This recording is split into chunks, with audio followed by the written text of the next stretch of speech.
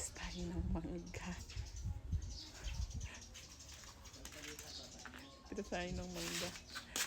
Tanim to ni Isko pero kinakabahan ako. Kasi yung tatay ko mas mahigpit pa sa may ari.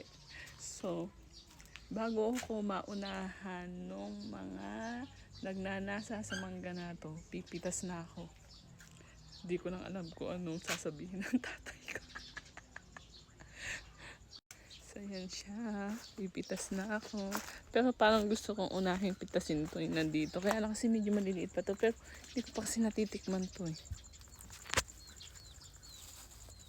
Yung isa kasi ay natikman ko na. Matamis siya guys. So ito itry natin. Kung kasing tamis din ba siya nung isang puno. Yari okay tatay. Yari okay tatay nito.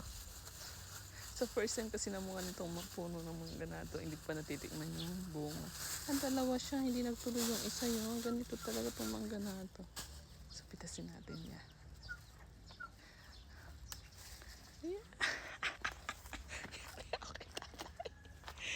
So, syempre, pipitas din ako din sa isa. Kasi, kumaasim man to. Oh, ayan. Narinig ko yung ibo ng tatay ko. Kainin na nga lang muna natin to. Bago tayo pumitas dito.